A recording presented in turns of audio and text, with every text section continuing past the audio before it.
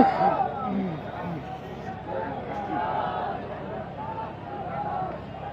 के इस farm house के शिलान्यास के कार्यक्रम में मुख्य अतिथि के तौर पे मंचासीन उपस्थित पूर्व कैबिनेट मंत्री, मौजूदा राष्ट्रीय प्रमुख भाजपा आदरणीय शिवपाल सिंह यादव जी, उपस्थित अभी थोड़ी देर पहले अपनी बात रखते हुए के कार्यक्रम से पूर्व मंत्री रहे आदरणीय सलीम इकबाल शेरवानी साहब, उपस्थित समाजवादी पार्टी के बदायूं के जिला अध्यक्ष भाई आशीष यादव जी, मंचासीन उपस्थित पूर्व मंत्री रहे बहुत बहुत सम्मान है आदरणीय ओमकार सिंह यादव जी, गुन्नौर से विधायक आदरणीय राम खिलाड़ी जी, उपस्थित सहसवान से विधायक और लगातार चुनाव से लेकर अभी तक कंधे से कंधा मिला के हमारे साथ काम कर रहे भाई ब्रजेश यादव जी, पूर्व विधायक रहे भाई आर.के. शर्मा जी, पूर्व विधायक आदरणीय राकेश यादव जी, भाई चाचा आदरणीय तो नरेश प्रताप जी, भाई लड्डन मियां साहब, भूपेंद्र दत्ता पूर्व मंत्री जी, हाजी रईस साहब, सुरेश पाल सिंह चौहान साहब, रजनीश गुप्ता जी, संबंध के जिला अध्यक्ष भाई असगर अली साहब, उपस्थित व्यापार सभा के अध्यक्ष भाई रफीक गुप्ता जी, भाई राकेश प्रजापति जी, उपस्थित पप्पू यादव प्रमुख जी, भाई नवाब सिंह जी, विधानसभा अध्यक्ष राजेंद्र गुरु जी, सुनीता पाल जी, राकेश प्रजापति जी, मोर सिंह पाल साहब, सर्वेश फौजी जी, संतोष कुमार जी, सुरेंद्र सागर जी, आजम जी, उपस्थित और संचालक कर रहे वीरेंद्र मोहन जी और आए हुए तमाम सहसवान और सहसवान के अलावा आसपास से गुन्नौर से भी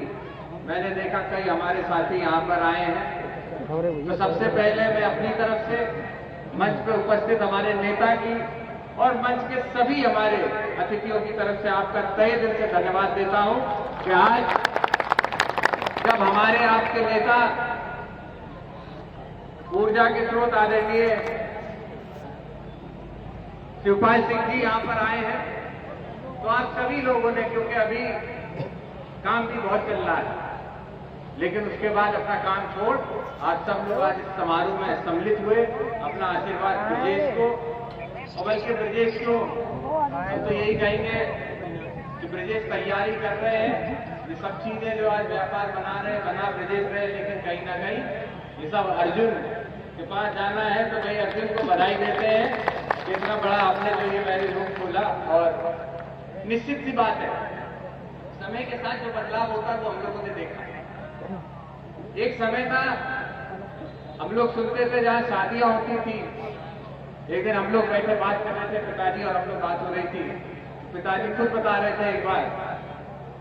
कि एक शादी के लिए सैफई से लोग निकले, गांव की शादी थी, उसके लिए जा रहे थे, और तब उस समय के समाज में ट्रैक्टर से बरातें जाया करती थी, बिजली नहीं होती थी, आंधी तूफान आया तो जिस शादी को करके हमें 2 दिन में आना था, उस शादी में तूफान की वजह से फंस गए, गाँव नहीं मिला, 3 दिन बाद तो गाँव पहुंच पाए जहाँ शादी होनी थी। तो उस दौर से निकल के आज ऐसा समय हम आप देख रहे हो जहां आज शहरों के अंदर, कस्बों के अंदर पहले गांव में शादियां होती थी, घर परिवार की गांव में ही हो जाती थी, लेकिन अब चलन हो गया मैरिज होमों का। तो हम लोग के लिए भी खैर सहूलियत तो है, पहले एक गांव में 10 शादी तो पता लगा दूसरे गांव में वहां है, तो भागे भागे जा रहे थे। अब एक ही सड़क पे लाइन से मैरिज होम हो गए तो पता लग रहा कि सारी शादी एक के बाद एक ही साथ लेके चली जा रही है। तो समय के साथ साथ बदलाव है, लेकिन जो बात कभी पूर्व विधायक भाई आर.के. शर्मा जी ने कही, ये बात आपको कहने की जरूरत नहीं, हम इतना जानते हैं कि ये वो परिवार है आदरणीय ओमकार जी का, जिन्होंने अपना पेट काट के सहसवान को बढ़ाने का, विकास देने का काम किया, और उसी परिवार के आने वाली पीढ़ी के आपके मौजूदा विधायक भाई ब्रजेश हैं, लगातार लोगों के बीच रहते हैं, तो ये कहने की जरूरत नहीं, मुझे पूरा पता है कि जहां अगर जरूरत पड़ेगी किसी गांव गरीब के आदमी को शादी करनी होगी तो 10,000 तो क्या, जितनी जरूरत पड़ेगी उतनी मदद अपनी तरफ से ये परिवार करने का काम करेगा और करनी भी चाहिए। एक बिटिया के लिए, एक बिटिया की शादी का जो सपना होता है, एक मां के लिए, एक पिता के लिए, उससे बड़ा कुछ नहीं है। और सबसे बड़ी दिक्कतें जो एक किसान परिवार को आती है, जिसके लिए वो सारी मेहनत करता है, सब चीजों का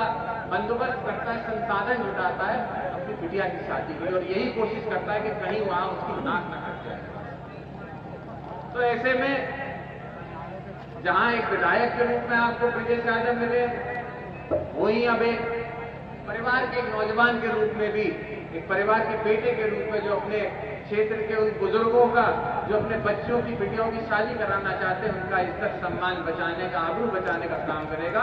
ऐसा आज बच्चा है यहां पर खोलने का अपने काम। जहां तक बात है चुनाव की, आज तो कार्यक्रम बधाई का है, खुशी का है, लेकिन बस इतना जरूर कहूंगा, अभी हमारे नेता बोले कि उन्हीं को आप सब सुनने आए। मैं बस यही अनुरोध करूंगा कि हम लोग मंच से बहुत बड़ी बड़ी बातें कर जाते हैं। 27 अप्रैल नहीं, 27 में सरकार बनेगी, कैसे भी हो जाए, 6 की 6 बधाइयों की सीटें हम जीतेंगे, ये सब बातें कही जा रही हैं। लेकिन इसके लिए मैं सब बातों से अपने आप को जोड़ता हूं, ये हमारा भी सपना है, लेकिन ये सपना तभी साकार हो पाएगा जब हम आप सब मिलके अपने छोटे छोटे जो मतभेद है, क्योंकि नुकसान पार्टी का सबसे बड़ा तभी होता है, क्योंकि आप भी जानते हो बदायूं के अंदर टिकट मांगने वाले कई होंगे, लेकिन टिकट मिलेगा तो किसी एक ही को, और चार लड़ रहे होंगे, टिकट एक को मिलेगा, फिर बाकी 3 खींचने में लग जाएंगे। तो आप बताओ, आप जब टांग खींचने में लग जाओगे तो आप आदरणीय अखिलेश यादव जी को कैसे मुख्यमंत्री बनाएंगे, अपनी सरकार कैसे बनाएंगे? एक बार जब सरकार बन जाती है, आपका ताना बाना बन जाता है, तो किसी को सम्मान देना में या एडजस्ट करने में कहीं दिक्कत नहीं आती। एक बार सरकार बन जाए, भले ही आपको टिकट नहीं दे पाए, तो कहीं ना कहीं सरकार और पार्टी में नेताजी ने और आदरणीय मोदी जी ने क्या किया नहीं है, सब लोगों के साथ बैठ के सामंजस्य से, वो लोग जो चुनाव लड़ते थे या टिकट मांगते थे, आपस में विरोधी होते थे, लेकिन उनको भी सामने बैठा के सामंजस्य बनाने का काम आप लोगों ने किया, तभी तो अच्छी बात सरकार आती है। तो सरकार हमें बनानी है, और सरकार ये भी तय है कि आज के समय में जो स्थिति भारतीय जनता पार्टी की है, पहली इनके ताबूत की जो कील होगी वो बिहार के चुनाव में आप देख लेना, इंडिया गठबंधन करने का काम करेगा। और जहां बिहार से ये श्रृंखला शुरू होगी,